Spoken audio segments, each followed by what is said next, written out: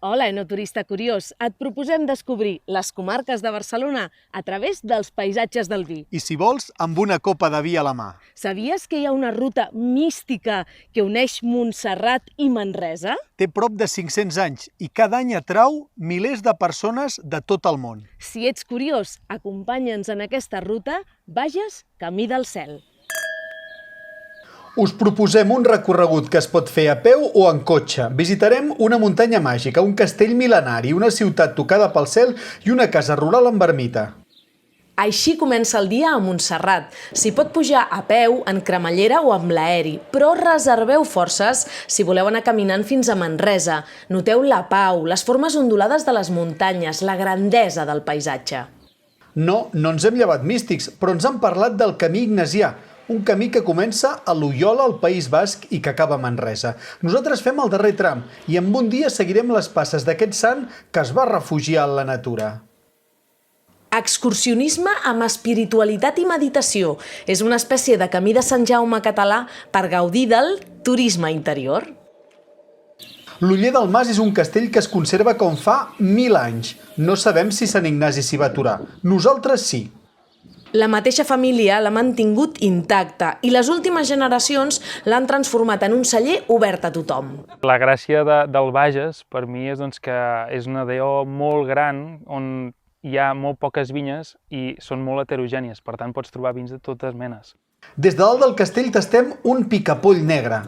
Salut! Salut! És una varietat autòctona recuperada que estava pràcticament extingida. Per recuperar forces ens proposen visitar la finca i aturar-nos en un racó de bosc, amb vins del celler i una taula parada amb embotits artesans de proximitat. S'entén que cada any milers de persones facin la ruta Montserrat-Oller del Mas. Nosaltres seguim fins a Manresa. La capital del Bages és una ciutat ideal pel turisme. L'estació de Renfe està situada davant del Pont Vell, que juntament amb la Cova i la Seu són tres dels grans atractius de la ciutat, separats per un quart d'hora caminant.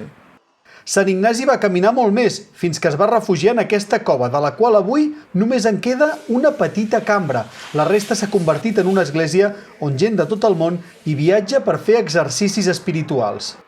Molt a prop us queda la Seu. Té un claustre singular, una planta espectacular i el retaule del Sant Esperit, que és un dels més ben conservats del gòtic català. Però si realment voleu tocar el cel, heu de pujar escales.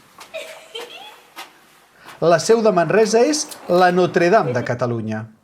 Sorprèn com d'extraordinari és el nostre patrimoni, de fet, no només a nivell artístic la cova, com pot ser el gòtic de la Seu, com pot ser el nostre centre històric, la seva configuració, una mica aquestes pujades i baixades de Manresa tan característiques. En un puja-baixa us planteu al carrer del Vals, com un carreró secret de Harry Potter. Com que no sortia als mapes, s'ha mantingut intacte des de l'edat mitjana. Increïble!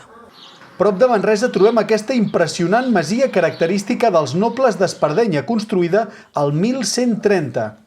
És una casa amb merlets defensius, ermita i fins i tot un celler. Si feu estada veureu que s'ha conservat com una mostra de l'antiga vida rural al Bages. Després d'un dia intens buscant camins de meditació, acabem desconnectant al mig de la natura. I saps què és el millor? Què? Que no hi ha cobertura. Salut!